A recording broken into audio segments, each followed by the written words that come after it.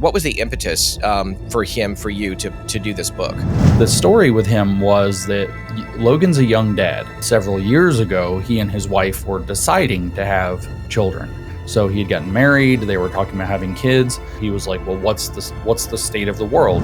He noticed the queer theory stuff in the schools, the gender unicorn, the so-called genderbread person, the gender ideology overall. I just want everyone who's watching, listening to this, to understand that, hey, go out and get this book, because it's not like a top shelf volume that's going to be difficult to understand. All these books out there about this issue, and I don't mean to leave people out, are great, but there's nothing that does the hard deep dive into the ideological origins that ties it directly to the practice that we see. The American Psychological Association, for example, will say something, and then that's followed up by another professional organization jumping on board, and yet now they're jumping on the same bandwagon, and we're supposed to expect that this is settled science or something. That led us to do all the rest of it. Most famous of the grievance studies papers was about dog sex. I know that's a weird thing to say on a podcast or anywhere, but we said that you can understand rape culture by watching how people react when dogs at the dog park get naughty with each other. Got an award for excellence in scholarship in the field of feminist geography, so it was lauded. Essence of chapter 12 of Mein Kampf, and fed it into a feminist social work journal that accepted it and published it. And so that's a problem. So, I mean, Rush Limbaugh can laugh because feminazis became true, but everybody else should be horrified. But I went to my wife and I said, when we're done with these papers, they're like, this isn't funny anymore. I think this ends in the unraveling of civilization and maybe a lot of people dying. I said the most sane thing possible. I said, can I quit my job and dedicate my life to studying and exposing this full time, because I'm a little bit ahead of other people and everybody in the world needs to know.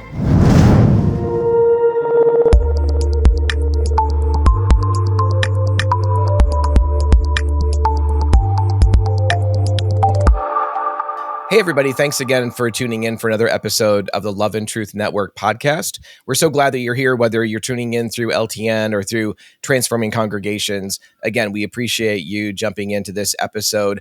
I'm really excited, and in a way I hesitate to use the word excited, because some of the things we're going to be talking about today are anything but exciting. They're challenging. They're really difficult things to kind of handle and wrap our minds around, but they're so important for us to be talking about these issues. I'm just really grateful for James Lindsey, who's here to share with us out of the book that he co-authored called The Queering of the American Child. It's such an important topic that we need to lean into, and so we're going to dive right into that.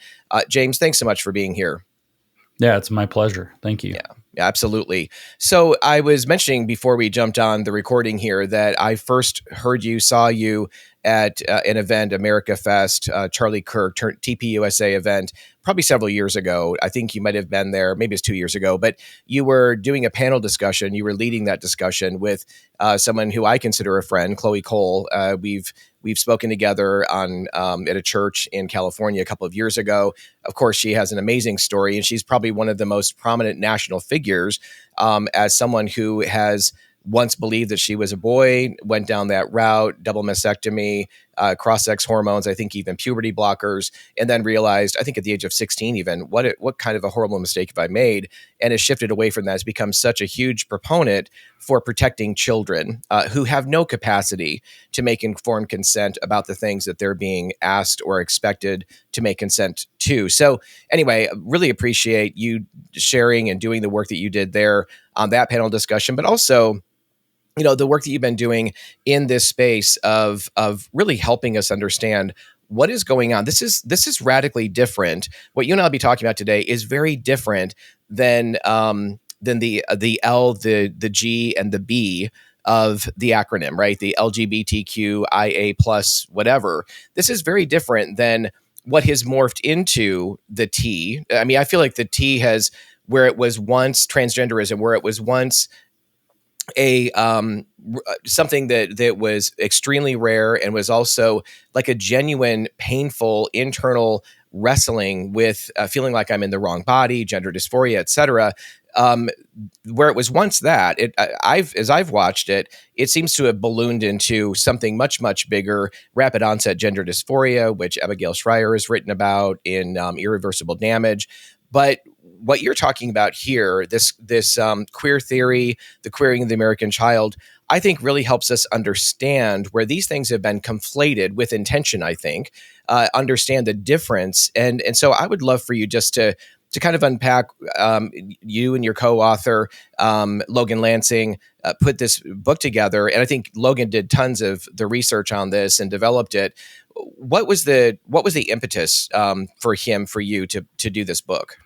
Yeah, I'll tell the story, and I'm glad. I'll just mention real quick, since you saw me on that panel with Chloe.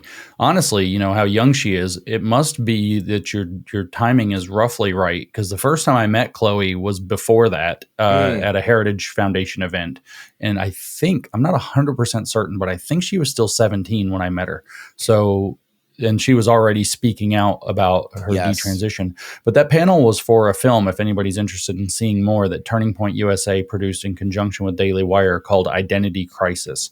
And it's really an eye-opener if you want to face down this kind of monstrous situation that's been happening in our country with our kids for the past 10 years.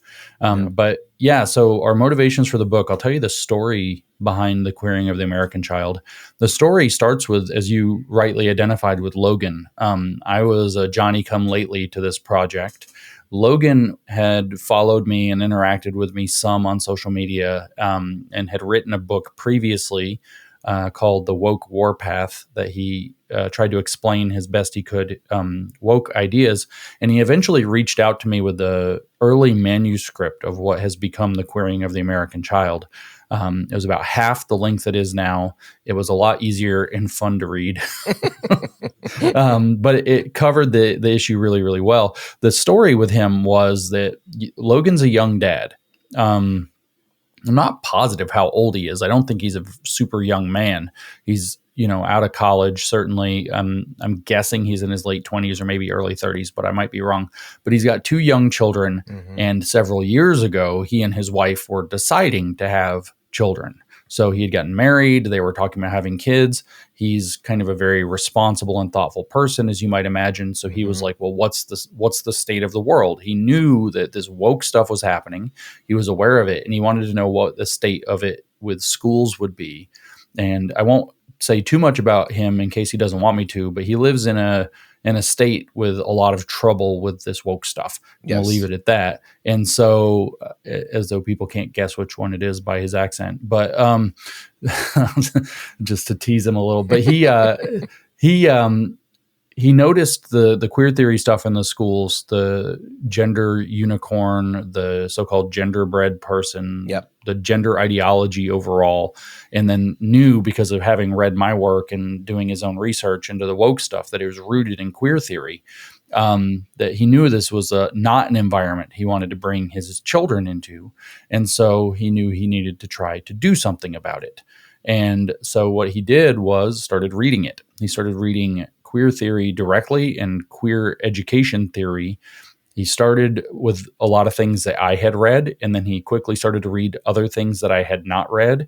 He and I were in a little bit of communication, and he would send me some examples of very egregious things he was finding, some of which, it's hard to shock me with woke stuff at this point, but some of it really caught me off guard, how revelatory or shocking it was.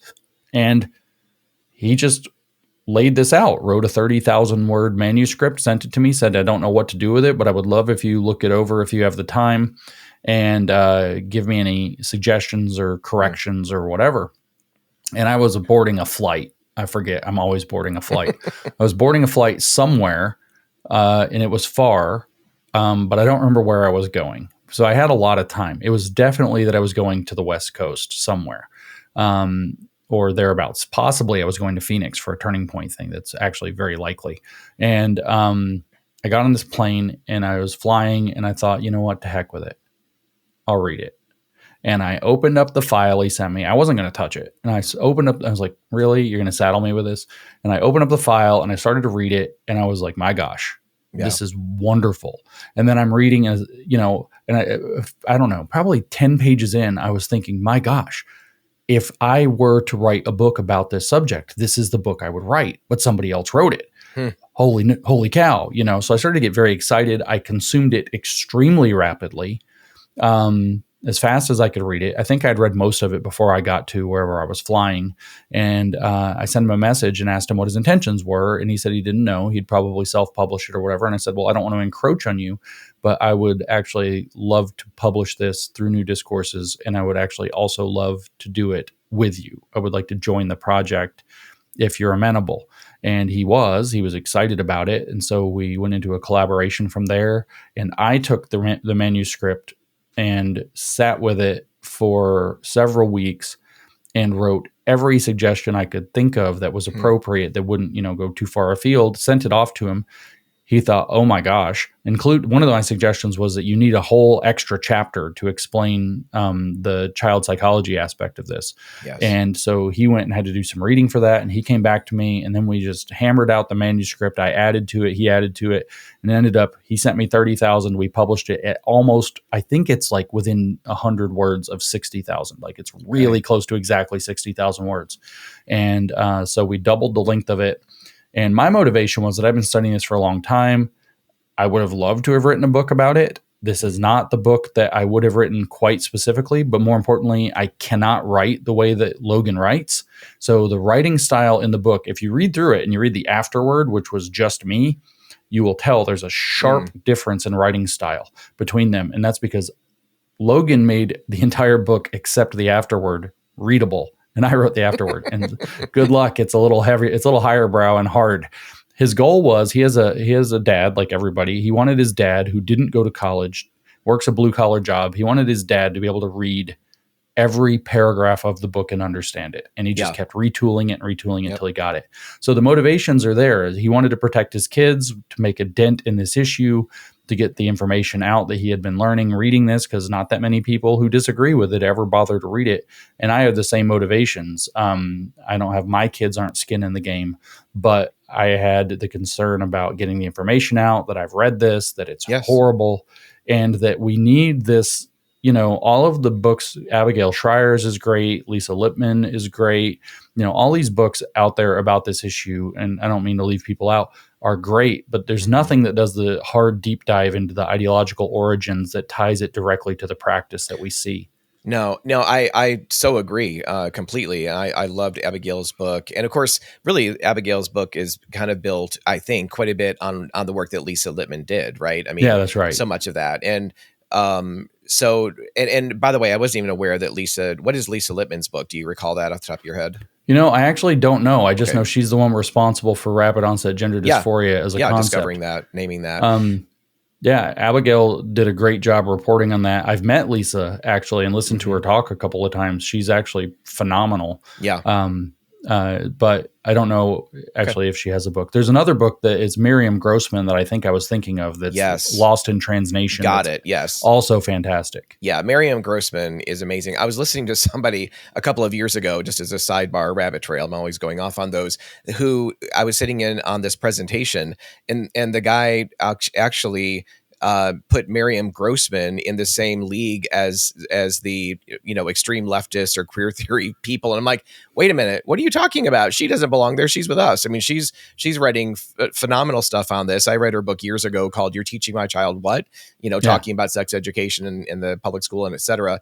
But I want to back up for just a minute here. Well, first of all, say I completely agree with you in terms of how Logan wrote this. And I appreciate understanding that he wanted his dad to be able to read it and fully understand it, because with that in mind, I just want everyone who's watching, listening to this, to understand that, hey, go out and get this book, because it's not like a top shelf volume that's going to be difficult to understand. It's written in everyday language, and it has all of the facts, the data, the research right there that you can look at. You're simply, Quentin, you say this also in the end, in the conclusion, that you're basically, the book is just full of quoting thoughts and ideas that some of these people who really were the ones responsible for founding or developing what is now queer theory, what they wrote. I mean, it's just kind of exposing. It's kind of like libs at TikTok, just going ahead and putting out there what somebody else has said over and over again. So the book is mostly a mirror, right? The idea is that it's mostly a mirror. So I was working also with Moms for Liberty a lot. I was working with a lot of pastors and a lot of churches, and so a lot of everyday people. Yes. So I was very excited moms are busy. They've got the kids, they've got all the responsibilities. A lot of them have jobs. Plus the ones that I was working with are, running or engaged in a volunteer organization or several of them. A lot of the same is true with people in churches. I wanted something that could just, hit for anybody. And if I would have written this book, it wouldn't have worked. So Logan's talent here is the true gift. That's great. Well, also, let's back up for a second. And you mentioned it in some of what you're saying, but you're the, I think, founder and president of New Discourse. Is that right? Talk a little bit about what that is. So New Discourses is basically a platform for, if I read so much Maoism, I almost said it the way the Maoists would. In China, it's a traditional that whoever the leader is, that you describe the general philosophy that way. So right now, Xi Jinping is the leader. And so the philosophy of the People's Republic of China is called Xi Jinping thought. And before that, it was, whoever, and there was Deng Xiaoping thought is a big one when Deng Xiaoping was in power. But the big one during Mao's reign was Mao Zedong thought. So I was basically about to say that New Discourses is a platform that a couple of colleagues and I built in 2019 in order to promote James Lindsey thought. And so basically, I have all these ideas about what's going on in woke. I needed a delivery mechanism that is professional and polished and accessible. And these guys found my work that I work with to this day. I've worked with them ever since, very, very amiably, very good working relationship. Somewhat profitably, depends on the month, I guess. But we've worked together for over 5 years now, 6 years. We started in 2019. We met in February of 2019. Came up with the idea throughout 2019, but the idea boiled down to that they wanted to build a platform for the things I was saying about woke, and a place that would have prominence that I could launch those ideas as fast as I could make them. So whether it's, try to write articles or podcasts or whatever, have a centrally located place where people would know this is where I publish my stuff. And I maybe publish stuff from other people I think are worth seeing. So that's what it was. That was the objective. We tried to build it out to be mostly cancel proof. So there wasn't going to be dependent on, a big donor. It wasn't going to get hooked into some corporate or, think tank or nonprofit structure. It was going to all be crowdfunded and so on, which would diversify the donation base to make me very difficult to put out of business should the left come after me. We didn't quite bank on later that the right might come after us, but we're weathering the storm okay at the moment. But the fact of the matter is that New Discourses is just a platform for me to express basically the history and evolution of communism and other totalitarian ideologies as I research it. It's how I share my research with the world as fast as I can make it, really. And it's been pretty successful. The podcast is now, I just looked yesterday, I never do this, but I had to do it for something, 163 episodes deep. If you count the short form podcasts that I've added in, I think there's over 300, almost 400 of them now. And so it totals up close to 800 or 900 hours of podcast material, millions of words of text. We've published, 1, 2, 3, 4, 5 books, I think. So maybe it's 4. I might have counted too quick in my head. So at any rate, it's been pretty successful and a great way to get information out about what I see as the problem of woke.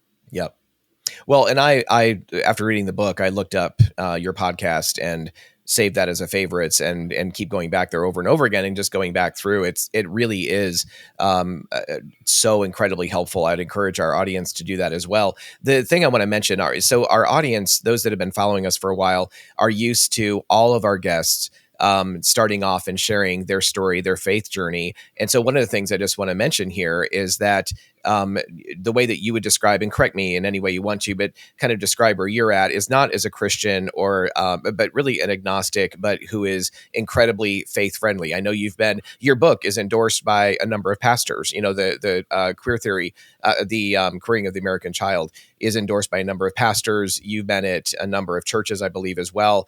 But I just want our audience to know, hey, the reason James isn't sharing his faith journey at this point, maybe one of those days that'll change. I don't know, but would love to have you back on if that does change. But that's where we're at. But the reason that we're together is because, we may have different perspectives when it comes to faith, but we're lockstep when it comes to this issue that you're communicating in your book. Did I do a decent job of explaining that?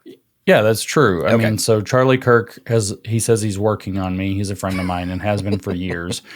As you said, you met me at an America Fest where I had done something with Charlie. And so Charlie and I talk a lot on stage and off. And I mean, he's busy with the president right now. So I guess, I know, right? A little less. Like, thanks, Charlie. Who are you talking to? The president or something, But anyway, Charlie and I have had a great relationship, and he requires that I use the word agnostic, and he says we've moved him because I was a part of the new atheist movement. So there is a faith journey. I was a part of the new atheist movement. I'm not there now. I've become incredibly Christian friendly. I did an event with at a church in Phoenix with Charlie Kirk and Eric Metaxas. We were on stage together, and we were talking about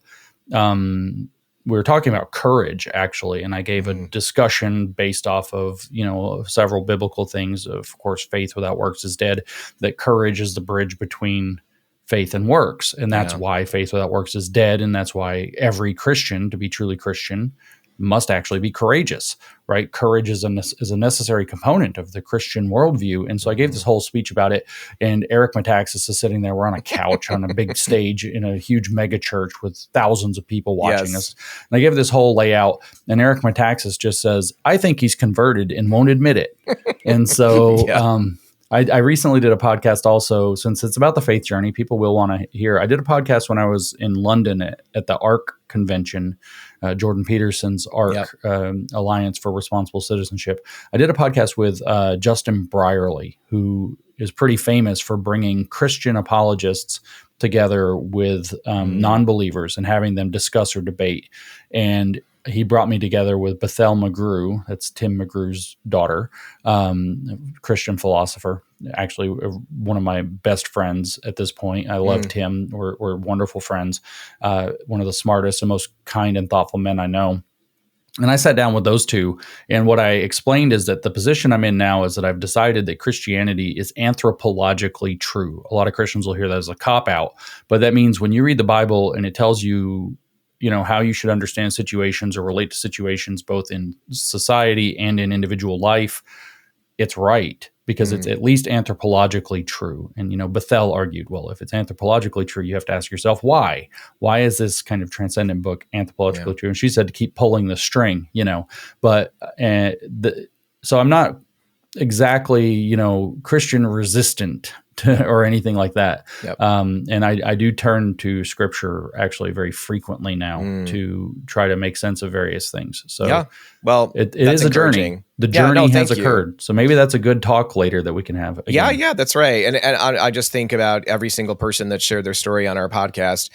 It has, we've all been on some form of a journey. We didn't just, drop into the kingdom. So thanks for sharing that. I appreciate that. One of the things also, I realized that I saw you earlier than I knew, because when I was just looking up a little bit of information on who you were, I'm like, oh, I remember this. So back in, 8 years ago, 2017, 2018, you and a female colleague and another guy wrote, I forget what it's even, the grievance studies affair. Yeah. Can you, I just, when that came out, I was roaring, over, over what you guys were able to accomplish. And this actually I think this is a segue into some of what we're talking about with the book in terms of just the horrendous way that things are supposedly so well vetted, scientific data and research, et cetera. So you've got these professional magazines, and you can describe it better, but journals and that are supposedly peer reviewed, and everything is so scientifically based. And you guys did what? Can you explain some of that? So the Grievance Studies Affair, it was Helen Pluckrose, Peter Boghossian, and I spent the entirety of, it's hard to say it that way. We spent summer of 2017 to the fall of 2018 writing articles for peer-reviewed journals in what we would now see as woke academic fields: feminist theory, gender studies, sexuality studies, woke education or critical education, and so on, critical race theory. And so we wrote all these papers. In fact, we wrote 20 of them, a typical academic. So this isn't writing like an essay, right? It's not writing your weekly missive for your blog or whatever. These things are career defining projects for academics. So a good, hardworking academic in these kinds of humanities fields will probably write 2 per year. Yeah. And we wrote 20. And it turns out we wrote for 10 months, and then we decided that it was kind of too unwieldy and we would only edit ones that already existed. So in 10 months, we wrote 20 papers. So it was about one every 2 weeks instead of one every 6 months. So we wrote these papers and they were absolutely crazy. The idea that we had was that they are peer reviewing, but that the peer reviewers are corrupt. They're not corrupt in the sense that they're taking money to publish things. Or that the industry, like the sugar industry, is telling them to do this or that. They're and ideologically that happens corrupt. too. We all know that big pharma influences the medical literature very significantly, but we weren't targeting that. We were ideologically corrupt. That these people basically have left reality, and they are the peers, and they consider their disciplines very important and serious, and they do academic work technically within that bubble universe of crazy woke ideas. But we thought if we just say crazy stuff and couch it in woke language and woke theory and make it woke, they won't know that it's crazy and they'll publish it. Give an example. What was the title of one of them? I'm trying to think about. It had to do with the.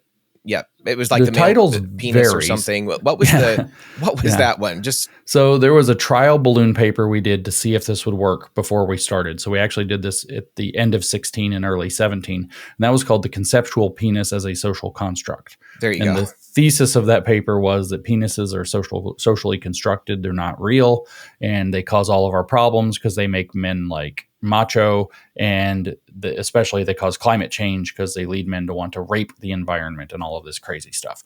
And that led us to do all the rest of the most famous of the grievance studies papers was about dog sex. I know that's a weird thing to say on a podcast or anywhere, but we said that you can understand rape culture by watching how people react when dogs at the dog park get naughty with each other. And we, of course, said that the straight men were like, get her, boy, and they're really encouraging of it because they like dog rape. And we said that dog parks are rape condoning spaces was the exact phrase. And petri dishes of canine rape culture, that bleeds over into rape culture in the men that take their dogs and other men. And so that if we train men the way we train dogs out of obedience manuals and with leashes, then we can probably maybe shock collars if we can get it, approved, then we can get over rape culture and save the world. But I just want to pause for a second because I know people like listening to this and watching this. I can just see many of them with their jaw like hitting the table or whatever. And but here's the point: is you were making these things so completely and utterly ridiculous as a test to how are you going to review these? And how many of your 20 papers were actually lauded and accepted and printed? So let me give a caveat here. Okay. It's a little complicated. The academic, just like the academic writing process is slow, the academic publishing process is very slow. Okay. So from submission through review to acceptance can take months. And then from acceptance to publication can also take months. Got it. Okay. So we got caught by the Wall Street Journal and busted in October of 2018. So we were still in the middle of the process. So we wrote 20. By that point, 7 of them had been accepted. Okay. 4 of those had actually been published. One of them, the one about the dogs, got an award for excellence in scholarship in the field of feminist geography. So it was lauded. And then we had 7 more that were under peer review still. And a sociologist, so not necessarily a friend of ours, analyzed all 20 papers, or actually all 14 that were either accepted or still under peer review. And so the 7 that were still under peer review, he looked at, and he decided that either 4 or possibly 5 of them would almost definitely pass peer review, and that 2 or 3 might not. And so he concluded that we would have ended up, had we seen it to the end, with either 11 or 12. Like, for example, one of the papers that we cannot count as having been accepted, the journal, which was Feminist Theory, had given us the only correction they asked for was to shorten it. They said it was too long and to clip some and make it a little bit shorter. That means they were going to accept it. And we had sent the revision back in shorter to the page count, or word count they told us to have. And they just didn't get back to us yet. And then it was over. So another week and it would have been 8. Because that paper was, for all intents and purposes, accepted. And, of those 7, they were all in different, that's the furthest along, but they were all in different stages of the pathway to possible acceptance. Yep. And what does that whole experience, what does that prove, basically? I mean, I think it proves some very disturbing things, but what, from your perspective, are they? At the time, we had a lot of guesses about what it proves, but looking back, now that we've got, that was 2018, so almost 6.5 years of reflection, or 7 years for the middle of the project, a reflection on what it demonstrates. I think it demonstrates that peer review, of course, is only as good as the peers. And so the peer review might not be the best way to verify things, right? We've taken it as this gold standard for a lot of reasons. A lot of people don't know this. Before really, the 1960s, we didn't really have peer review. I don't remember if this is correct or not, but I think Albert Einstein, one of his papers was going to be sent to peer review, and he got so angry that, it was this huge drama. So it wasn't always a thing, but it turns out that the social corruptions of groups of people who basically buy into what was called in the 90s in a similar experiment, fashionable nonsense, can actually end up certifying as very, useful and valuable information, stuff that's absolutely not useful and valuable information. Yep. A friend of Peter's, who used to, and maybe still does, I don't know, work at Harvard, called right after this all came out, and he said, "My God, what you have proved is that these journals will publish prejudice and opinion as if it is verified knowledge." Yep. And I think that that's the best statement of what we proved looking back after all these years. So peer review is only as good as the peers. And if the peers are in a bubble, they're going to publish, or a cult. Let's say that the peers are in a cult. Pick any, I don't want to name any people that might get offended about a cult, but you pick your favorite cult, the Seekers. That was the one that Leon Festinger studied back in the 50s. So nobody can get mad about that one. The UFO cult. So if the Seekers had an academic journal, they're going to publish Seeker stuff. And if a whole wing of academia got captured by the Seekers, there's nothing to stop them from publishing as though it's science. Yes. Seeker stuff, Seeker cult doctrine, cult literature. And I think that's exactly what we're dealing with, is that a cult has taken hold of the humanities and increasingly the social sciences for the last probably over 50 years. Yep. And is completely controls sectors of academia and academic research and publishing. And as you were writing these articles, the three of you were writing them, as I remember this first being exposed, and I think, you guys being interviewed about some of it, and reading parts of them. I haven't sat down and read the whole thing, or one of the papers, but it felt like to me like you were, and so I know you need to correct this, but it felt to me as if you guys were taking some of the most outlandish and ridiculous thoughts and ideas, but putting them into woke language, depending on what publication journal you were looking to put it in. But so I'm sure that needs to be my thought around. No, you're 90% right. Oh, okay. That's extraordinarily close to what we did. Peter and I, you cannot imagine the laughter of us on the phone every day talking of ideas and how we were going to change things and what new papers. You are 90% of what we did was that. And I set aside 10% because we also realized we needed to prove some points. It's not just that they'll prove or publish stupid stuff. Yep. It's that they'll also publish scary things. Like we can actually catch them believing things that should shock the conscience. Yep. So we really had 2 papers that were accepted that fall into that category that really shock the conscience. And I'm trying to remember if they were both published. I think they may have both been published. So one of those one was not, and it had not been accepted. Sorry. So one paper was not accepted. It was in the process, and one had been accepted and published. And so the one that was published was a rewrite of a chapter of Adolf Hitler's Mein Kampf. We just changed out Nazi Party And well, it was called Our Movement in that chapter, which he wrote in like 1924, and he published in 25. So I'm assuming. And so we swapped out Our Movement for intersectional feminism, and then found a bunch of feminists fighting with each other to kind of weave in between.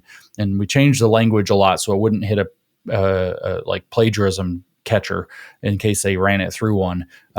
But we took the essence of chapter 12 of Mein Kampf and fed it into a feminist social work journal that accepted it and published it. Okay. Wow. And so that's a problem. So, I mean, Rush Limbaugh can laugh because feminazis became true, but everybody else should be horrified. And then, and then the one that didn't, it was not that far in the process yet, but the sociologist agreed that it was going to make it, was a paper about education, which is very pertinent to what we're talking about. Now, we did have one about sexuality as well, which was really, really gross and hilarious, that did get accepted. But that aside, this one was about education. And the idea was that some kids have more privilege than others. So we'll have them do the privilege walk exercise, take 3 steps forward if you have both parents in the household, take 2 steps back if you're Black, all this stuff, the privilege exercise. And then we'd rank everybody in the class by how much privilege they have. And the more privilege you had, the worse you'd get treated. And the less privilege you had, the better you'd get treated. And we called it the progressive stack. That's what they call it. The progressive stack of the classroom. That comes from Occupy Wall Street, ran progressive stacks for their meetings. And so we were going to put that in the classroom. And the reason we came up with this idea, by the way, was because a teacher in Pennsylvania actually got in trouble for actually doing this. Yes, so I've heard of it. This actually happened, and then we just said, let's make a paper saying we should do this. And so what we eventually did is, we want to throw crazy stuff in there. So we were going to have, the kids privileged kids need to experience reparations. So we would have them, we said that they should sit in the floor in the classroom and not have a desk. They should wear light chains and be chained to the floor, spoken over, yelled at, interrupted, not have their emails or questions answered, all kinds of stuff ignored, pointed out why they're bad in class in front of everybody, that kind of thing, asked to confess to their privilege. All stuff that, is actually kind of the chains, maybe not, but a lot of it's in line with DEI policy as it is. And so we said effectively, though, that this could be considered abusive. So we'll do it with compassion. And the peer reviewers scared the crap out of us. This changed my life. This is the moment where everything in my life changed. They wrote back that this was a great idea. This is exactly what should happen. That we couched it all in terms of white fragility, which became very famous later. Yes. Nobody knew about it, but we did. And that we had the right idea, but we hadn't developed the paper enough. But more importantly, by trying to put our methodology in compassion, they said that we threatened to recenter the needs of the privileged over the oppressed. And so we can't use compassion. And instead, we should focus on this thing that a crazy woman called Megan Bowler, she wrote a book in the 90s called Feeling Power. And one of the chapters is called The Pedagogy of Discomfort. In other words, teaching people by making them uncomfortable. And so we should make it all about discomfort, not about compassion. And I thought, oh my God, this ends in genocide. This, if it's allowed to run, the way I phrased it was, and I got so much trouble. I got in so much trouble for this. I said, listen to this, it's like not complicated. It is the seed of a genocide. Mm-hmm. Think about seeds. It might land in the soil or it might not. It might land on the road and get hit by a car. It might sprout. It might grow. It might make it to maturity. Well, Jesus talks about the 4 soils. So exactly. You can use that as an example. Yeah. Perfect. And so it might or might not bear fruit. The genocide might not ever come down, but I said this is the seed from which one grows, right? That there is a group of people in society for whom all of our problems are to be blamed when we need to render their re-education in discomfort and not have compassion for them. I was like, this ends in genocide. So 2 weeks later, thinking about this is a big decision. I asked my wife, I had a real job too, by the way, I suspended it for a year. I actually took a year off to do this, but I went to my wife and I said, when we're done with these papers, I was like, this isn't funny anymore. I think this ends in the unraveling of civilization and maybe a lot of people dying. And she looked at me like I'd lost my mind. And I was like, can I quit? I said the most sane thing possible. I said, can I quit my job and dedicate my life to studying and exposing this full time because I'm a little bit ahead of other people and everybody in the world needs to know. And she looked me dead in the face. She's a woman through and through. We're old school like that. And she said, can you make money doing that? I will never forget. Her reply was, Yes. "Can you make money doing that?" And I told her I didn't know. She gave me 18 months to figure it out. And we launched New Discourses so that there would be a crowdfunding model so that Yes. we could get the wind underneath the wings that we had built, so to speak, and got the plane off the ground. Well, that's amazing. Well, and I Just in really the nick of wanted, time. yeah, well, I wanted to raise or kind of lay that foundation. That to me feels very foundational for where you are today and what you're producing, New Discourse and so many other things. And there's probably lots of other things you could add to that. But what a pivotal point for sure. But that actually also feeds right into, and I want to get to the book for sure, but that also feeds into something that I find incredibly frustrating, which is so my wife's a licensed Christian counselor as well, or not as well. She is. I'm not. But what we find is that so many, even Christians who, good intentions, people that aren't Christians who have good intentions and kind of believe the experts. And I mean, I think that a lot of that shifted several years ago for sure in terms of, believing all the experts on everything.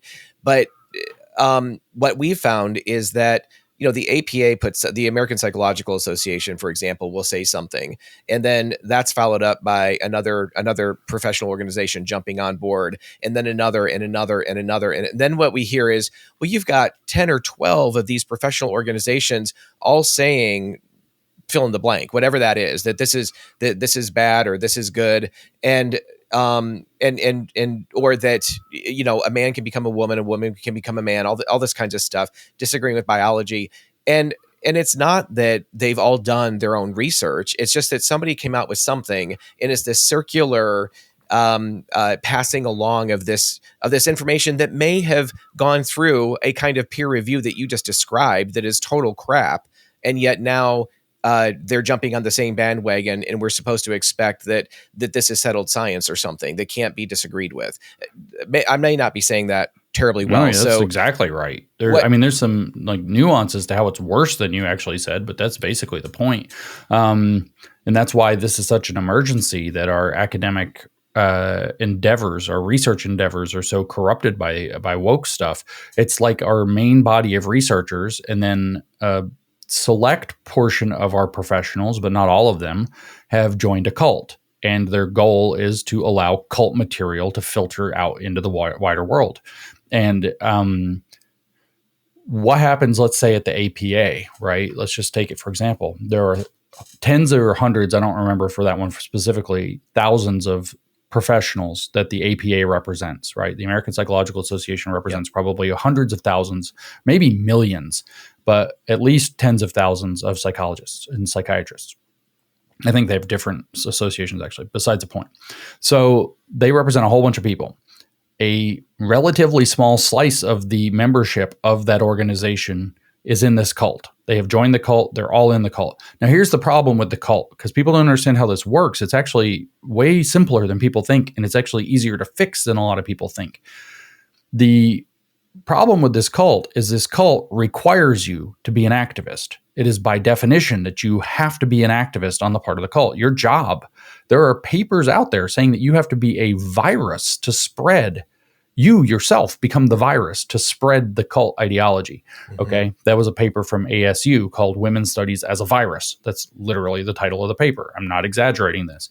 Okay. So you have to become the virus and you spread the thing, which means if it's 5% of the APA representing hundreds of thousands of professionals is crazy. Everybody in that 5% has the ambition to become leadership.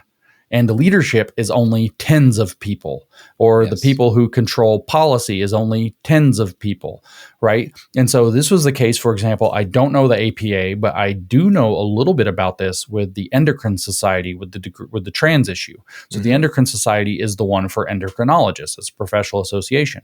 So it turns out that the Endocrine Society has been endorsing all this crap about puberty blockers and super physiological doses of cross-sex hormones, which is horrifying, by the way. That's where your sterilization comes in. You fry the genitals, or the gonads of the young person when you give them super physiological doses of the other hormone. And so the Endocrine Society signs off on this. Well, so they started digging around and trying to find out. Well, the main fake professional association for transgender medicine is called WPATH. Yeah. The World Professional Association for Transgender Health. Sounds very official, right? Turns out it's not. It's a bunch of activists who made an organization who pretend they're very serious. Yeah. And they've never been very serious. They just kind of ginned up an organization and got stature through various activist means over years, put out their guidelines, and now they're in the 8th iteration, last I heard, of their guidelines, WPATH guidelines number 8. Well, it turns out that of the something like 9 people that run, I don't know the exact numbers, give me plus or minus a few, 9 people, let's say, that run the Endocrine Society, 8 of them are activists who work at WPATH. Yeah. So they just imported all the WPATH crap. So it's the same thing. It's like, it's not even just that these bad papers are out there. It's that the people who choose what the professional societies are going to endorse and go with, speaking for thousands or tens of thousands or hundreds of thousands or millions of professionals, are the small slice of the population that preferentially selects that bad publication. And that's a huge problem. But like I said, it also admits a solution. And that solution is you don't have to get rid of that many people. Yep, that's right. Yeah. I mean, it's true. We've seen, school boards, thankfully, flipping we just kind of took our hands off the wheel entirely, and we're just living our lives, not really paying attention as kind of normal human beings that just want to have a good family and raise our children and that kind of thing. Whereas you have those that are part of the as you said, the cult, and you're gonna. I know people may chafe at that word, but as you get into the queering of the American child, it becomes very clear that that's exactly what's going on. I want to ask you about that specifically, but I think that's a great example. I hope people understand how just a few people who have that mindset and are striving and working very hard to get into places of power, how just a few of them wind up pulling the levers that impact hundreds of thousands, potentially millions of other people. So, and then again, it's a circular thing that just kind of goes around some of these professional organizations, and people assume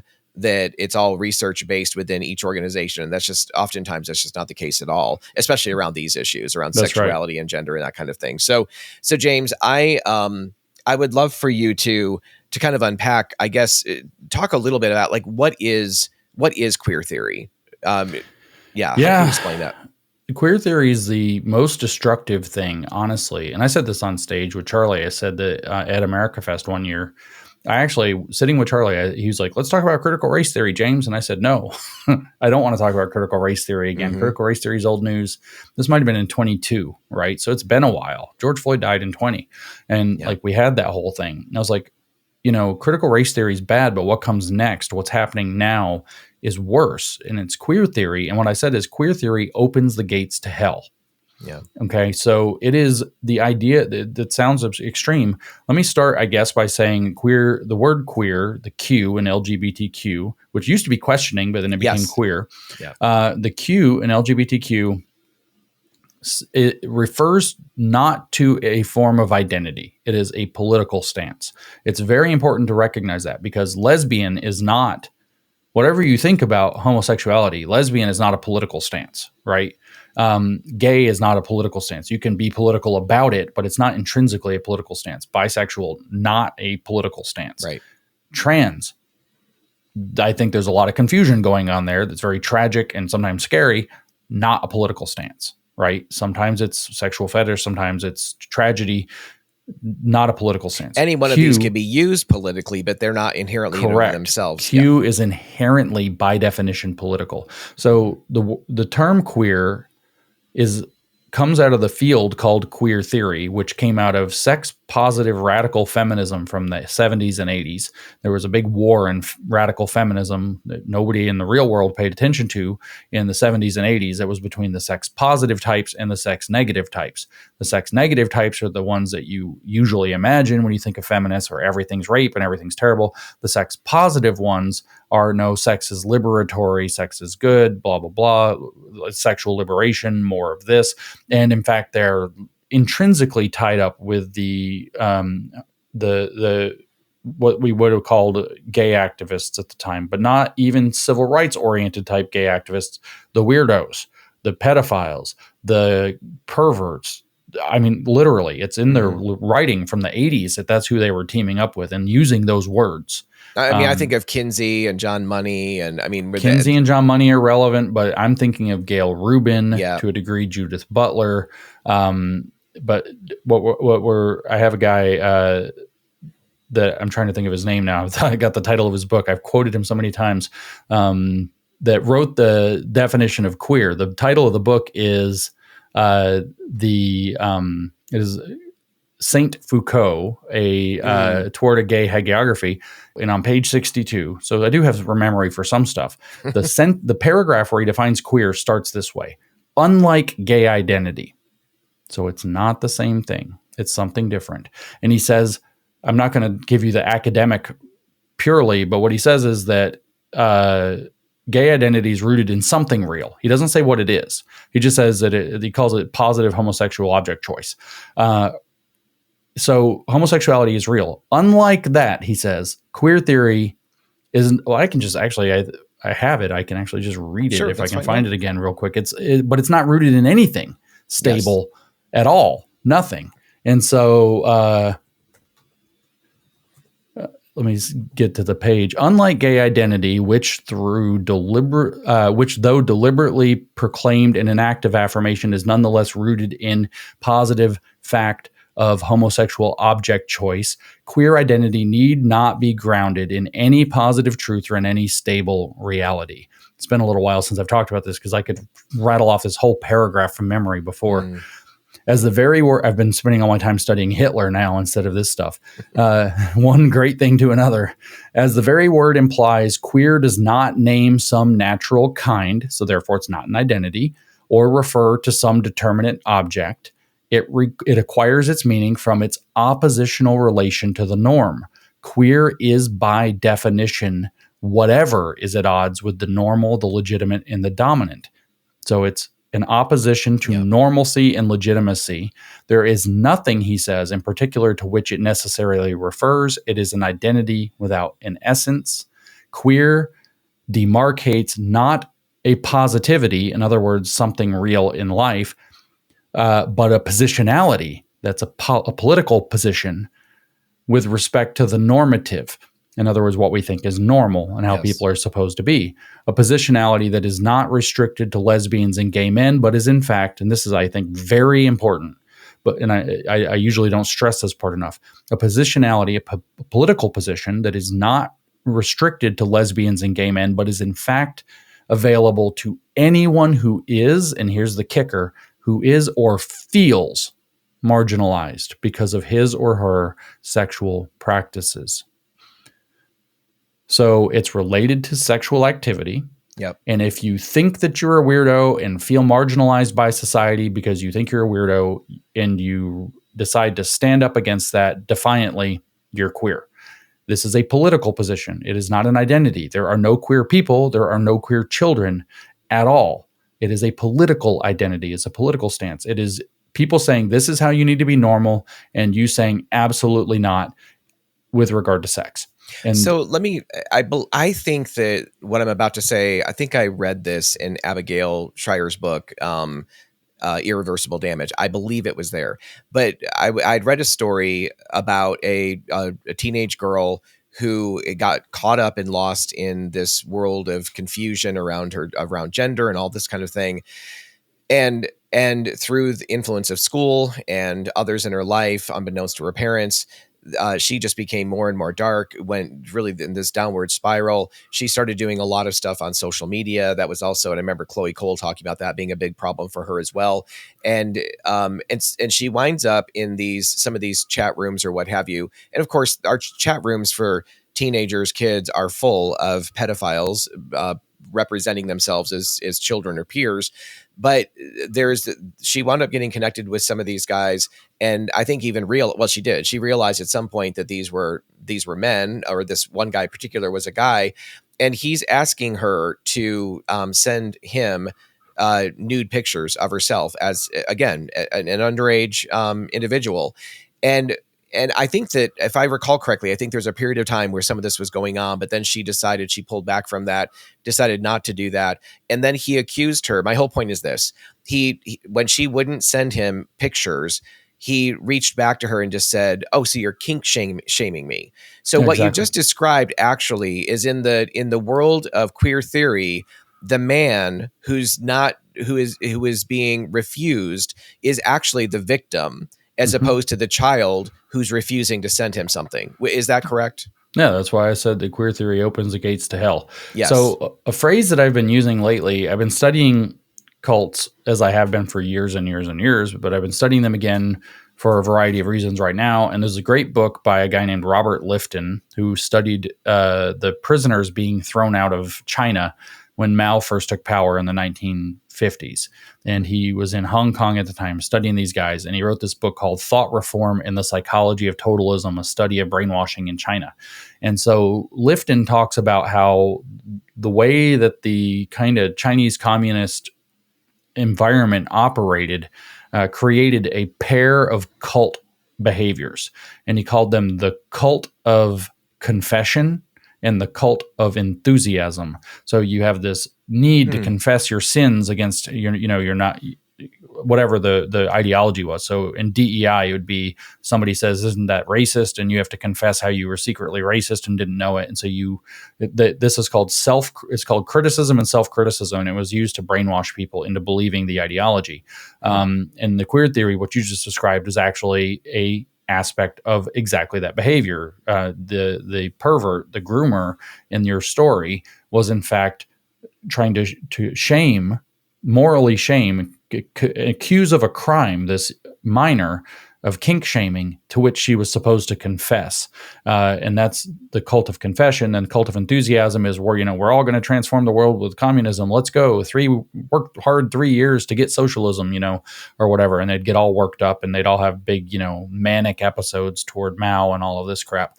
But then the third aspect that he doesn't talk about that I think is crucial to understand, and the reason he doesn't talk about it is it's not really present in the Maoist context, in the Chinese communist context, is what I call the cult of transgression. And queer theory is basically a cult of transgression. The whole thing, is I'm not my gender. Well, it's not even that there are two genders. There are three. You could be non-binary, or maybe it's not just non-binary. Maybe you're both at the same time. So there are four. And you're transgressing one step after it. You're transgressing reality or transgressing accepted norms. So remember what Halpern said. It is whatever is positionally opposed to the normal, the legitimate, and the dominant. So anything that's outside the norm, you're supposed to advocate for. So if it's, we want to have a pride parade to celebrate, gay civil rights, and people bellyache or whatever, the next thing you know, the fetishist has to be there. The next thing you know, somebody's got to be throwing sex toys or something from the back of a truck. The next thing you know, it's carnival, and then it gets worse. And every boundary has to be crossed. So you can just let your drag queen story hour is like, as grotesque as the most grotesque drag queen story hour you saw is still PG compared to where that goes eventually. Yes. I mean, and this is one of the weird facts about queer theory. You can't even talk honestly about queer theory because you can't publicly talk about the things that it is interested in and the places that it goes.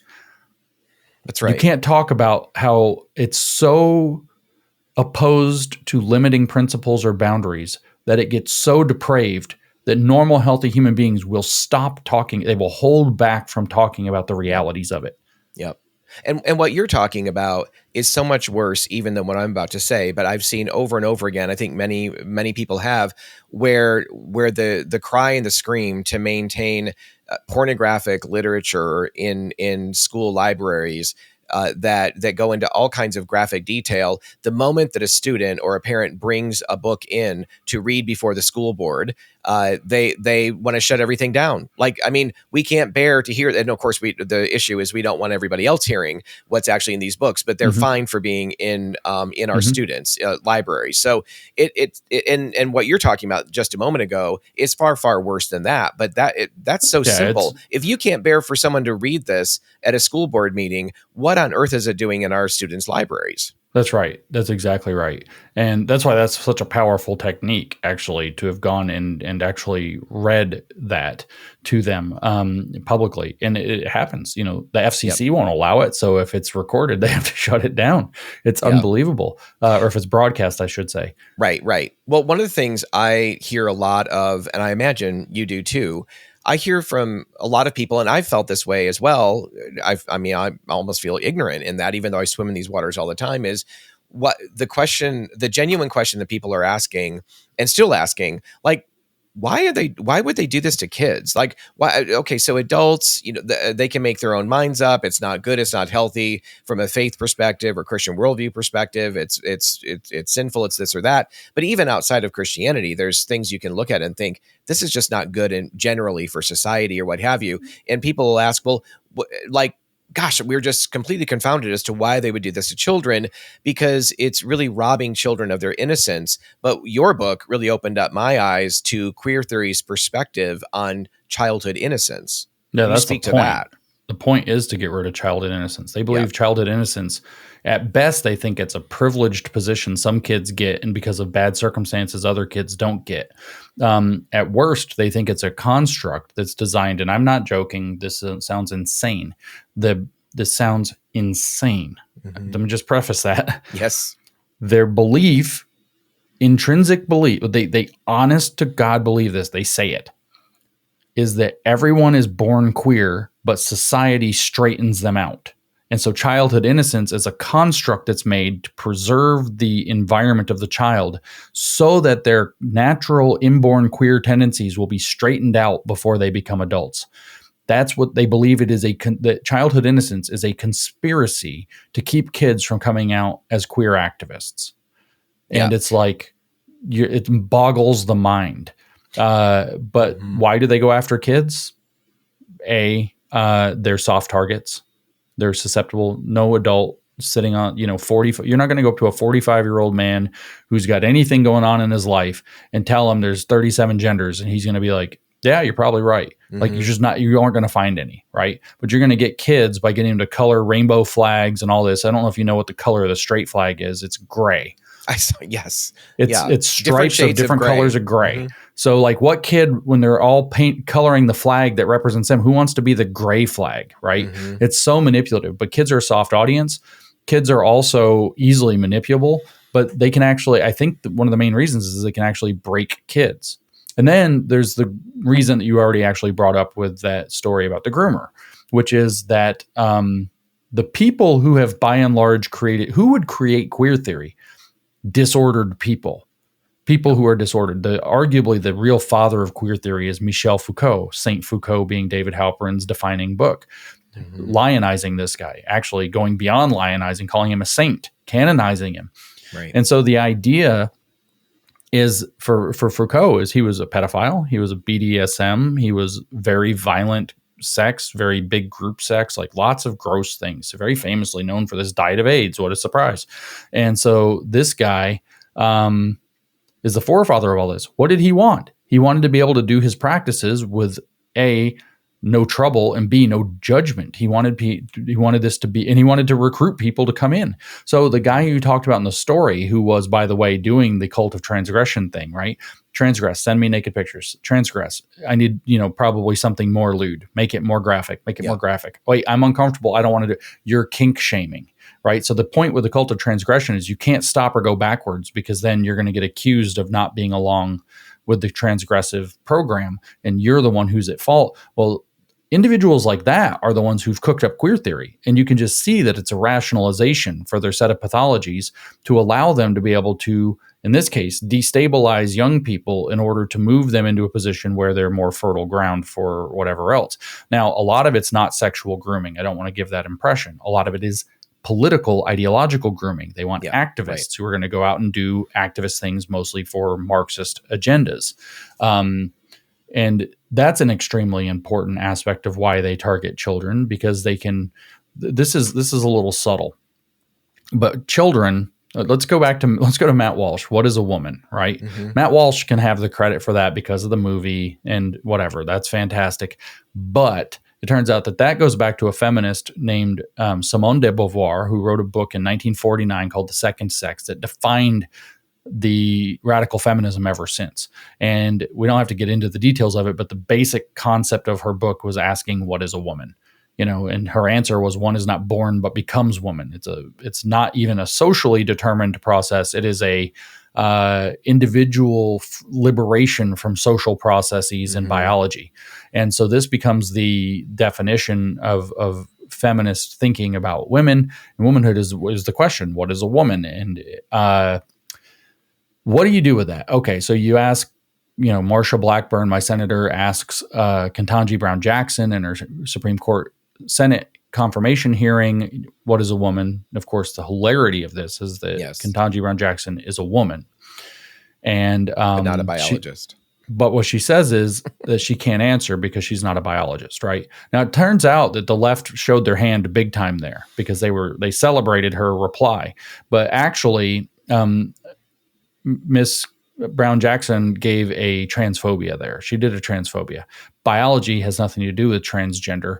That is something else. It's phenomenology. It's not biological. So invoking a biologist is wrong, but they let her pass because she's a leftist and they don't care because they just want power. So they showed their hand. But what she said, if we strip away the mistake, what Ketanji Brown Jackson said is, I don't know what a woman, I don't know what that is because I'm not an expert. And so what queer theory is doing in practice, if we strip away all the gross sex stuff, which you can't really, but let's take it off the table for a moment. What it's doing is it's saying that the only way you can understand reality at all is by talking to an expert. And who are the experts? They are gender theorists. They are queer theorists. So with an adult, that's one thing. That's cult stuff. Now do it to a child. You have a child, 5, 6 years old, kindergarten, first grade, going through the stages of cognitive development, concrete phases and all this, trying to learn to categorize the world. And you're telling this child, you can't figure out for yourself who's a boy and who's a girl, which is anybody who's had little kids knows is a kind of a big deal to little kids, right? Yep. You can't figure this out for yourself. You have to ask. And in fact, sometimes somebody might not tell the truth. So you have to ask the teacher or you have to ask some authority who can determine. I always say, they say, no. Anybody who identifies as trans is trans, right? No, it's a lie. Here's how you can prove that too. Imagine Donald Trump walked out on the thing at the White House, the balcony of the White House today, and got his microphone and did it in his Donald Trump best way. I have decided I am the first transgender president. Everybody respect my she, her pronouns. What would they say? Would they say stunning and brave? No, they wouldn't. They'd say Donald Trump is not trans. He's mocking trans people. They would say it because it's all about the politics. And so what that means is they are somehow the experts who can tell when trans is real and when trans is not real. But when a child says it, it's always real. And when their parents say it, they're always wrong unless they're pushing them into it. If the parent says, no, he's not trans, he's my child, I spend every day with him, he just wanted to wear a dress for some stupid reason, you don't have any authority. So now we get into the sinister reasons. The child becomes entirely dependent on the cult of queer theory to tell him how reality works. The parents are not part of that. So unless they are explicitly part of it, they are a obstacle to the child's development. So it drives a wedge in every way you can imagine between parent and child, every way that you can imagine.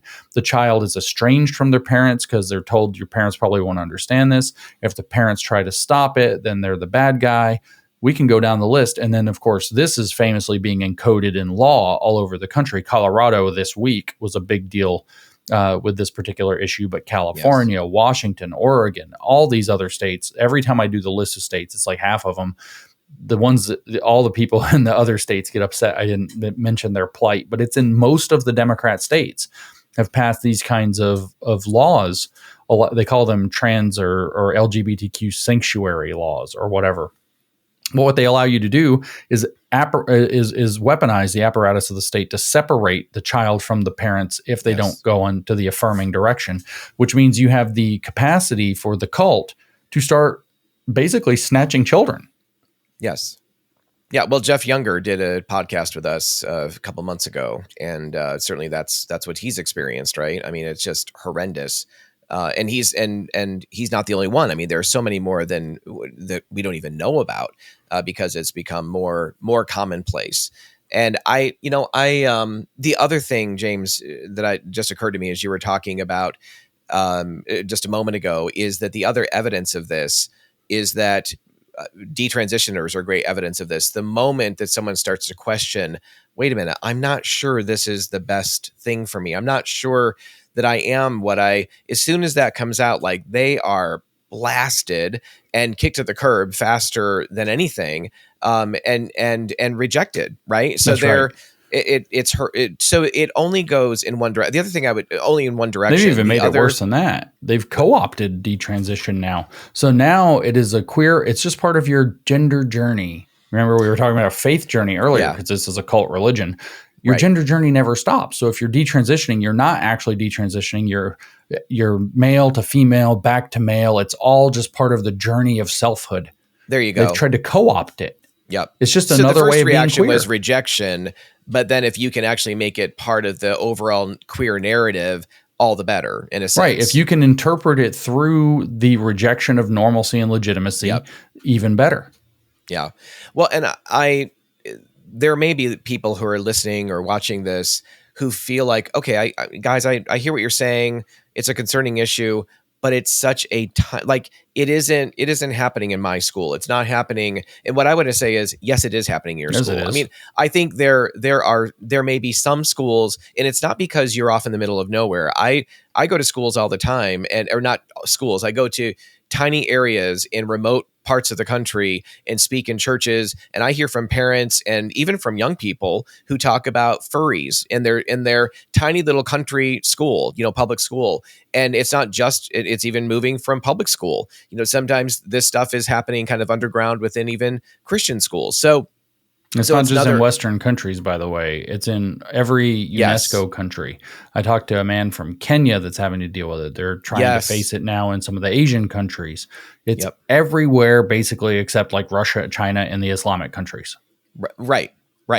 And so for people to understand that this idea of using queer as a verb, this queering of children and of society generally, from a Christian worldview perspective, like it is so abundantly clear how if in Genesis 1:26 and 27, where it says that God made man in his image, and we know, biblically speaking, that Satan hates God, hates the image of God, hates us as human beings more than any other aspect of God's creation, because we alone actually bear the image of God. And this idea of, it makes perfect sense to me of how, frankly, I think from a Christian worldview perspective, from the demonic drive to rip and rend and tear apart something that I would have thought would have been untouchable at one point, the way that we bear the image of God in our maleness and our femaleness of equal value, but different expressions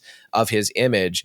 And yet we're seeing left and right how society is absolutely just kind of coming under the siren song of what I think ultimately is spiritual forces of darkness driving this, with some, I think, in the human race knowing exactly what they're doing and cooperating and intentionally doing so, but the masses kind of tears down, thinking that they've been convinced that this is the kindest thing to do. This is done out of love and compassion, etc. I mean, I don't know.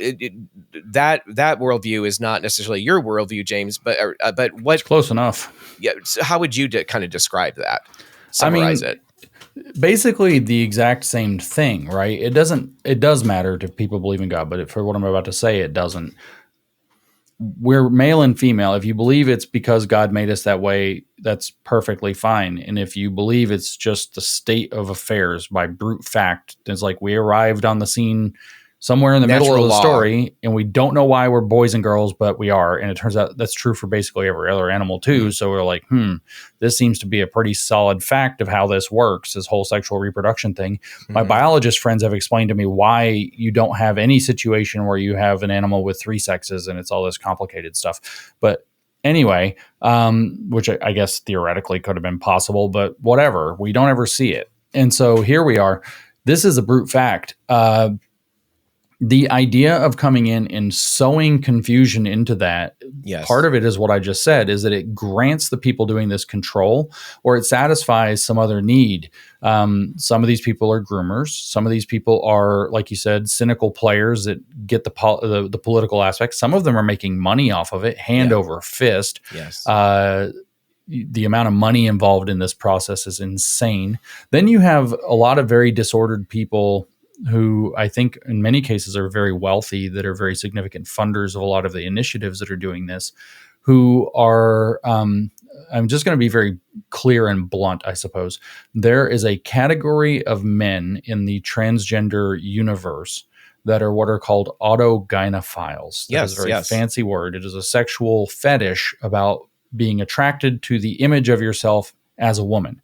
Yep. It's basically somebody, it's like a man who became so upset that he's not pretty that he started to fetishize the idea of him being female and getting all the attention for being pretty that pretty women get, and then becoming sexually aroused by this, and it becoming some people even consider it a sexuality, but it's not, it's a fetish. Mm-hmm. And so anyway, some of these men are very rich, very powerful men. Let's name some. You've got the governor of Illinois, Pritzker. His brother is one such character, right? We have this character named Martin Rothblatt, was known as Martin Rothblatt. Originally, Martin Rothblatt invented Sirius XM radio. Yeah. I hear he's one of the most tech-savvy, high-functioning, brilliant people in the world, but he transitioned. And he is on the board of directors of the Mayo Clinic now. Big surprise, and has dumped tons of money into this. I feel that the most likely explanation for some of these characters is that they know what they're. If I were going to speak as a presuppositional Christian, I would say Van Tillian or whatever. I would say they're wicked. They're doing wrong, and they know they're doing wrong. But the only way that they can feel affirmed by it is getting lots of people to affirm them. They get social affirmation where they can't get actual spiritual affirmation or just concrete affirmation. Yeah. And so they are on a quest to make as many people as possible normalize this, because then they're not weird anymore. This is a very important issue. This is the kind of thing that it's hard to get your head around it, but when you get your head around it, like Logan Lansing got his head around it, or like I got my head around it in our parts of the story, you have to do something about it. And it takes thoughtful and intelligent action. We studied this and we wrote the book specifically because we know that there are better and worse ways to fight back, to stand firmly against this. And if you take the bad ones, it doesn't solve the problem and makes new ones. And if we understand, there's an old Polish proverb, which is never attempt to cure what you don't understand. So if we can understand this, then maybe we can do better. So we dove headfirst in. We saw this problem and said, we've got to do something. What can we do? Well, we can learn this and tell people what it says and get them to get their heads around it rightly. But the second thing is, when we understand it this way, so this is kind of the point, right? If you think this is all just perversion, there's a good chance, especially as Christians and as moral and decent people, even if you're not Christian, that you're going to go at this hard. That this is just dark perversion that's harming kids. The response to that is a hard response. And that turns out not necessarily to be right, because what we're dealing with is, in fact, not just perversion. It is a cult, which means that when you deal with people, like you just were saying about loving the individual, when you deal with people who have been impacted by queer theory, even if they're the perpetrators spreading it, while there are some truly bad actors in the world, many of these people, especially the young people, are the primary victims of a cult. And you have to approach them with a different kind of compassion. I speak in churches all over the world now, honestly. But I speak in churches for certain all over America and Canada. And I always tell them that Christianity offers something extremely special. There are very few community environments that are geared toward trying to help people heal and get better together, not in a weird therapeutic way, but literally to live better lives and to keep each other accountable and to be friends and in community with each other.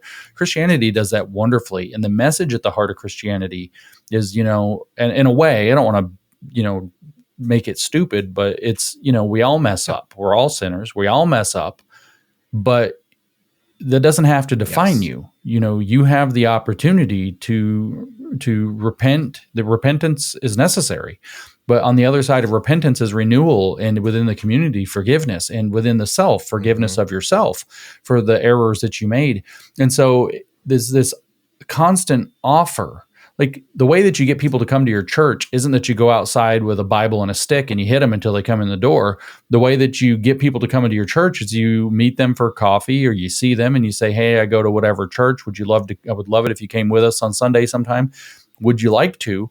And then it's up to them. And when they come, you treat them. Every church I've ever visited in my life has treated me like I'm family from the minute I walk through the door. And they're glad I'm there, and I get to participate, and I get to know people. And that is a magical thing. Remember, not only are a lot of these young people getting pulled into this in a cult, they've been pulled, whether groomed is a word, right? They've been pulled into a very dark ideological and psychological and social space. And the church offers exactly the opposite of that. It's a very positive space, a nourishing space. It's one they come to on their own, but that has accountability built in, and it offers them what they need. These people are in a dark, lonely space who've been psychologically traumatized, sometimes physically traumatized ahead of that. And I just tell churches all over the place, you guys have exactly the remedy to this problem, but you have to do it, right? You have to do what? Not this bold, crazy action that you're going to go fight the demons of perversion, but rather the welcoming thing of, not tolerance of the intolerable, but acceptance of the individual, and, helping them fill in the spots where that injury or that lack has been present that led them into this road in the first place. Well, that's incredibly well said. I am wondering if there's, and you may not even have the time to chat about this, and this may be something we just don't record, or put in it. But you mentioned also, I think you said something, and I think I heard this in another interview that you had given. You alluded to it, but you expect to get blasted by leftists and kind of, radicals within the queer theory space and all that. But it sounds like you're also getting some real heat from those, politically on the right, or even maybe religious. I don't understand why that's coming at you. Can you explain that a little bit? Yeah, it's the same exact thing. It turns out radicalism is not something that can only live with things that we tend to code. I'm going to use very careful language here. Things that we code as left, all the woke stuff, the liberal stuff, whatever. You can be a radical with things coded as right. And the reason I'm being so careful with this is because there's this whole argument, is fascism right wing or left wing? And it just buries the point. People can come out with what appear to be tradition or masculine values or whatever, Christianity even, but you can be a radical in the name of those things too. Radicalism, people can basically, they do it in different ways, but you can basically kind of go crazy on anything. And what's happened to me in the past, I guess, it's been since September, I guess, last year. So however many, 7 months or whatever that is that I spoke out that there was a problem that I noticed with the radicals that have very thoroughly insinuated themselves into the conservative movement in MAGA, and in fact, Christian churches in many cases, in many places. Talked to dozens, and I literally mean dozens of pastors around the United States who say that this is one of the major, if not the top problem in their church, is radicals for right-wing values rather than left-wing values. And they get intolerant and they're vicious. And I decided at the end of the summer, last summer, that I was going to take a stand against it. And radicals on the left didn't like when I took a stand against them, and they were very vicious. And radicals on the right didn't like when I took a stand against them either, and they were very vicious. And so, I think that it's, I don't want to step on toes, but the gospel says very clearly that the way is narrow. So, it can't be that we just accept whatever radicalism because it's on our side for political expedience. That's the error that the left made, that at the end of that road was transitioning children because nobody had the temerity to say stop. Right. And so I've kicked that hornet's nest at the end of last summer and have had an exciting ride, long winter. It's been a fun ride, but life goes on. And I had a friend of mine, a lot of people I think will benefit from hearing this. It was really instrumental for me in dealing with it. A friend of mine reached out to me and said, in both Judaism and Christianity, both, it's a shared belief, at least with some Christianity, not necessarily all, but Jews definitely believe this. And this man was Jewish. He said that we believe that when a man renders service to God, that Satan will almost always attack. Because like you said earlier, the theology is that Satan hates God.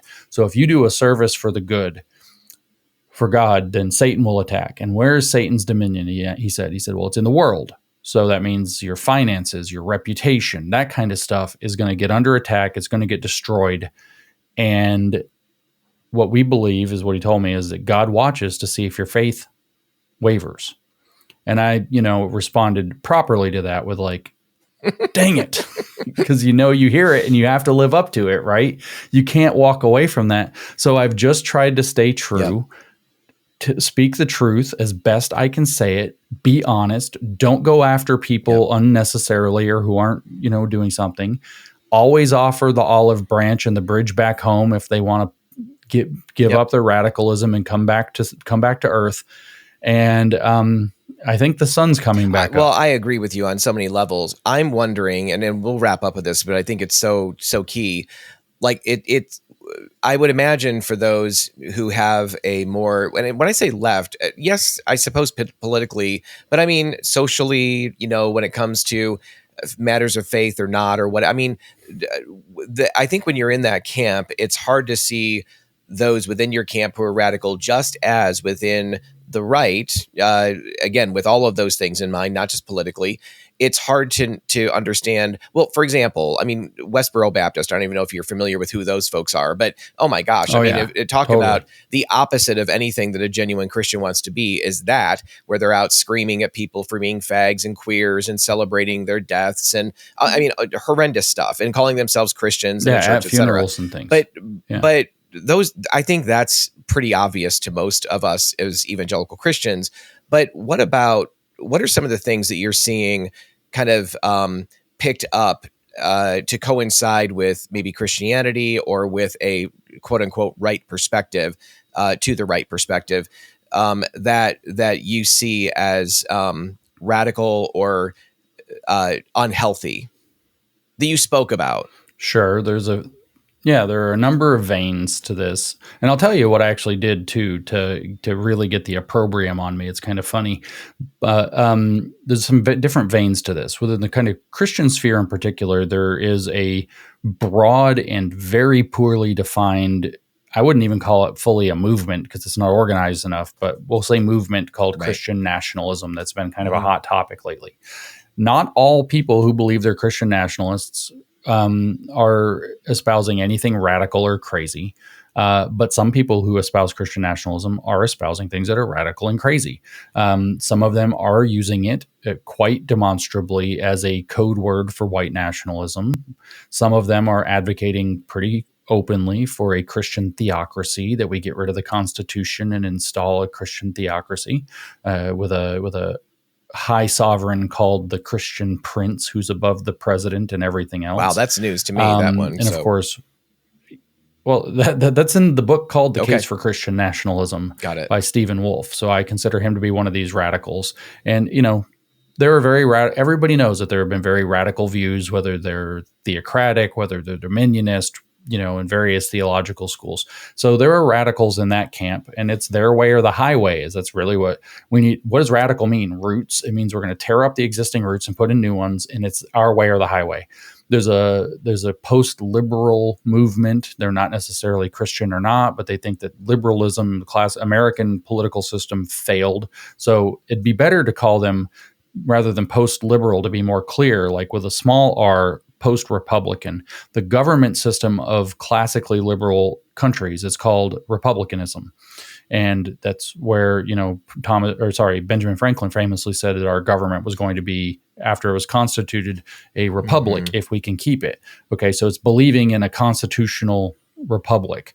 And There are people who have moved kind of past that. They don't think that that works anymore. So that's a camp. They're not always radical. Sometimes they're very scholarly, but sometimes they are quite radical, and it's their way or the highway. Why? Because they don't believe in the ability for necessarily people to have free speech, right? And then there are people who are just out there on the limbs, pushing Nazi propaganda, pushing open, invitations to fascism, people pushing, very, very radical views that are associated with right-wing thought, including racism and anti-Semitism or outright Jew hate. I mean, just everything is the fault of the Jews somehow. And this is all very radical. So I consider that to be part of the problem. But what I had been doing is, I study communism and other totalitarian ideologies more now, but before I studied communism very dedicatedly. So it's very hard for me to watch how these radicals behave and not make parallels to communism, and to read their, I'm not just like shooting out in the wind. I went and read their articles. I read some of the books, and I'm listening to their philosophy. And I'm like, this isn't just parallel to communism. It's inspired by it. It's the same architecture as communism in a sense. Like the political architecture is the same. There's a conflict between an oppressor class and an oppressed, and there are some key differences. But the way that I really got their opprobrium was that in November last year on another board on a flight, right? So I'm flying out to Alaska, which is a long flight, and flying to Anchorage. And I was wanting to do a podcast about the Communist Manifesto. And so I was like, I better reread the Communist Manifesto. So I opened it up and I'm rereading the Communist Manifesto, and it crosses my mind, my gosh, I'm reading chapter 1 of the Communist Manifesto. My gosh, this would be a spot on perfect academic hoax to send to a Christian nationalist magazine. So I did. I copy pasted 6 pages of the Communist Manifesto, and I swapped out bourgeois for classical liberal, and I swapped out proletariat for new Christian right, and communist was new Christian right. And I just, made it so, if Marx was talking about economics, I had to change it to culture and faith.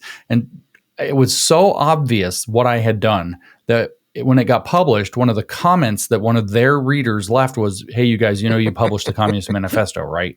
And so this magazine called American Reformer, which is not well known or really that big, but it's the biggest thing they've got. And it turns out to be extremely well politically connected.